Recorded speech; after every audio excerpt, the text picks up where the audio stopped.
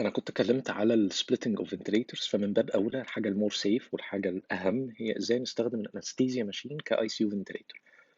الانستيزيا ماشينز هتلاقي متوفره جدا في اي مستشفى فيها اوريدي اي سي يو، يعني هتلاقي مثلا عندك 10 15 20 جهاز تخدير، غير الاجهزه اللي في الإفاقة في الباكو، في البوست انستيزيا كاري يونت، غير الاجهزه الباك اب. فانت ممكن تلاقي ان انت عندك 30 40 جهاز في المستشفى، فدول ممكن تستغلهم كاي سي يو فنتليتورز قبل ما تفكر بقى في قصه السبليتنج اساسا. في شوية حاجات بس فروقات بين أجهزة التخدير وأجهزة الفنتليتورز نفسها بتاعة الاي سي يو، لازم تبقى عارف أو واخد بالك منها كإنتنسيفست قبل ما تتعامل معاه. طبعا الأفضل لو أنت معاك حد تخدير في الشيفت أو في النبطشية، يعني خليه هو اللي يمانج وأنت سوبرفايزر ريكوايرمنتس، يعني أنت عايز البيك كذا، عايز البلاتو كذا، عايز التايدال فوليوم كذا، وهو يظبط الدنيا، هو فاميليار أكتر مع الجهاز. ولكن ممكن تبقى أنت طبعا لا قدر الله في الموقف ده لوحدك، فلازم تبقى عارف بس الفروقات دي إيه. انا كنت مصور الفيديو ده في العمليات كإلستريشن يعني، بس كان في مشكلة تكنيكال في الصوت، ما كانش قد كده، كان اوحش من كده كمان يعني، فهستخدم الفيديوز اللي انا صورتها مع البرزنتيشن هنا. طيب، في حاجات ما ينفعش نعملها، يعني ما ينفعش تدوس نمرة واحد على الفلاش بutton. ايه الفلاش بutton ده؟ الفلاش بutton ده بutton اكسجين فلاش، ده بيديك دايركتلي جوه الجهاز 60 ل 70 لتر بير مينت. هتقول لي عادي، طب ما الفنتليتورز بتاعت الرعايه بتمشي بفلو 60 ل 80 لتر بير مينت. لا، فلو بيمشي في فنتليتور الرعايه، فلو بيمشي في الجهاز التاني ده 60 ل 80 لتر داخلين بير مينت، داخلين دايركت على العيان. تعال نشوفه في الفيديو. فطبعا ده يعمل بارو تروما عنيفه يعني. ف do not use this flash button at all. ليه استخدامات في التخدير مالكش دعوه بيها، ولكن في عيان متفنتل في الرعاية don't use the flash button. اوعى تعامله معاملة الساي مثلا، لو انت شغال على فنتليتورز قديمة من اللي فيها الساي، اوعى تعامله هذه المعاملة. تعالوا نشوف الفيديو. ده الزرار اللي انا بدوس عليه دلوقتي، ده هو ده الاكسجين فلاش. لما بتدوس على الاكسجين فلاش الزرار ده، بيطلع عندك 60 ل 70 لتر دايركتلي من السورس بتاعك بيخشوا على اللنج بتاعت العيان. خلاص، فده يعمل سيفير باروتروم. لو دي اللنج بتاعت العيان اللي هي الباج الرمادي، ودوست على الاكسجين فلاش، هتلاقي مره واحده الباج دي بتنفخ. خلاص، الباك بس هنا مخرومة، باين الخرم فيها، فعشان كده النفخة مش باينة فيها أوي. بس أنت مرة واحدة بتدخل 60 ل 70 لتر. أنا سديت الخرم أهو دلوقتي وطلع فيها خرم تاني كمان. بتدخل مرة واحدة 60 ل 70 لتر على الباج دي، ممكن تعمل سيفير باروتروما للعيان. فدونت يوز ذس اوكسجين فلاش. اللي هو الزرار ده عادة بيبقى موجود في الجهاز من قدام، عادة يعني في معظم الأجهزة، بس بتبقى زرار باين يعني، ومكتوب عليه O2. في كل الأجهزة هتلاقيها، في كل أجهزة التخدير. طيب، تاني زرار هو الزرار اللي جنبه، عادة بيبقى جنبه وعادة برضه بيبقى في قدام. ده بيطلع لك الجاز اوتلت بتاعك من قدام. انت مش عايز الجاز اوتلت بتاعك يطلع من قدام ولا اكشن، انت عايزه يطلع من الاسبيراتوري والاكسبيراتوري ليمب. انما لما انت بتقلب ده، بيطلع لك مسج عندك على الفنتليتور ان انت الفريش جاز اوتلت بقى على الاوكسيلاري اوتلت. انت مش عايز الاوكسيلاري اوتلت ده، انت عايزه يبقى الاوتلت اللي فيه الانسبيراتوري والاكسبيراتوري ليمب. الزرارين دول ما تلمسهمش. تالت حاجة عندنا هو الفتيس ده. الفتيس ده هتلاقيه في كل أجهزة التخدير. ده بيخليك يا إما تبقى سبونتينيوس، هتلاقي هنا علامة الباج، يا إما على الكونسرتينا اللي هي علامة البيلز دي. طالما أنت على علامة البيلز، يعني لو الفتيس ده على الناحية دي على علامة البيلز، هيبقى اللي شغال هو الميكانيكال فنتيليشن، وتلاقي الكونسرتينا دي طالعة نازلة. تمام. لو أنت جبته على الباج، يبقى أنت بتعمل عند سبونتينيوس بريث ترايل على تي تيوب، ده الإيكوفالنت بتاعها في الأي سي يو. بس لو هتعمل كده، خلي بالك ان الاي بي ال فالف اللي قدامه ده يبقى على المينيمم، ما يبقاش على 70. يعني تلفه لحد ما يبقى على العلامه هنا مينيمم، ما يبقاش على 70 خالص. نصيحتي فكك من قصه السبونتينيوس بريث ترايل باستخدام الباك دي، عشان هتتلخبط، وممكن برضه دي من الحاجات اللي ممكن تعمل بارو تروما لو انت قافل الاي بي ال فالف. وخلي الفتيس ده دايما على وضع الكونسرتينا، وتبقى الكونسرتينا دي طالعه نازله. يبقى ثلاث حاجات: الاكسجين فلاش ما لناش دعوه بيه، ما تدوسش عليه، ما تعملش حاجه على الاوكسيلري اوتلت، ونمره ثلاثه ما تلعبش في ده، خليه دايما على الناحيه دي، على ناحيه الكونسرتين. حاجه لو انت الجاز بتاعك ساعات بيبقى الفلو ميتر بتاعنا هنا هو بيتحكم في الاكسجين والنيترس والاير، وساعات بيبقى على الجهاز على حسب نوع الجهاز. الفكره نفسها ان انت الجاز سيت اب بتاعك عندك اوبشن ان هو يبقى اير واوبشن ان هو يبقى نيترس. دونت يوز ذس نيترس، ده نيترس اوكسايد مش نيتريك اوكسايد اللي احنا بنستخدمه في الاي ار دي اس ان او، ده ان 2 او. في نيترس دايوكسيد ان او 2، كل دول انت مالكش دعوه بيهم. النيترس هو مش موجود في مصر المفروض يعني في الفتره دي حاليا، ولكن لو يعني حد بيستخدم الجهاز القصه دي بره مصر، خلي بالك بس سويتش النايترس اوف خالص، يستحسن حتى ان انت تفصله من هنا خالص، ما يبقاش موجود عندك، يعني فاصل دخلة النايترس على الجهاز. تمام؟ طيب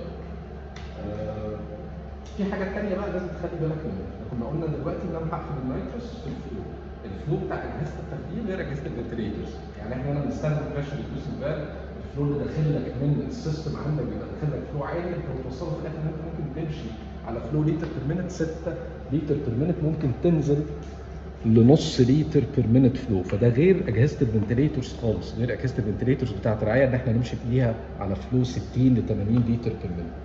طيب لو انت مشيت على فلو، طالما انا همشي على فلو قليل اللي هو سي مثلا 5 لتر، ده فلو قليل، فلازم يبقى عندك هنا سودا لاين. السودا لاين دي بتابزورب الكربون دايوكسيد والانهاليشن اوف انستاتيك. فلو انت مستخدم جهاز التخدير ده كفنتريتور رعايه، محتاج تتشيك افري ناو اند ذن السودا لاين اللي عندك كلون، او كان يبقى الفراكشن اوف انسبايرد سي او 2 عندك ابتدى يزيد، العيان بينسباير سي او 2، يعني معنى كده ان السودا لاين مش شغال. فهتلاقي الاف اي دي لو وصلت 5 يبقى انت محتاج يا اما تعلي الفلو يا اما تغير السودا لاين. تمام؟ طيب على ذكر الفلو برضو، احنا الفلو بتاعنا احنا قلنا الميكس بتاعنا هيبقى اوكسجين واير، احنا كده كده قافلين النايترس. طيب انت متعود في الفنتليتور عندك او زي الفنتليتور ده انه حديث شويه ان انت تمشي على فلو مثلا 50 50. خلي بالك 50 50 مش معنى كده لو انا ماشي على 5 لتر بير مينت مش معنى كده 2.5 اكسجين 2.5 اير، لان الاير اوريدي في 21% اكسجين. فهتلاقي تقريبا 2 to 3، يعني الاكسجين عشان تمشي 50% 2 لتر اكسجين و3 لتر اير، عشان يبقوا 40% يبقى انت محتاج 1 4. هي دي هتتحفظ ملهاش حل، يا اما كل مره هتقعد تحسبها. فلو احنا بادئين من ال 40% هيبقى 1 4، ال 50% 2 3، ال 60% هيبقى 2.5 2.5، ال 70% هيبقى 3 2. الحاجه اللي بعد كده هي الفابورايزرز. في التخدير هم عاده متعودين على الانهاليشنال انستاتيك، ان ده بيبقى فابورايزر بيتحط فيه الليكويد بتاع الانستاتيك، الليكويد ده بيتبخر وبيتاخد على السيرفس. لو انت هتستخدم انهاليشنال انستاتيك ممكن لو العيان انت ما عندكش الاي في انستاتكس اللي عندك خلصت زي البروبوفول او الدكسوميثازولين او الدورميكان خلصوا، ممكن تستخدم انهاليشنال انستاتيك. عاده اللي موجود عندك هو سيفو او ديسفلورين او ايزوفلورين.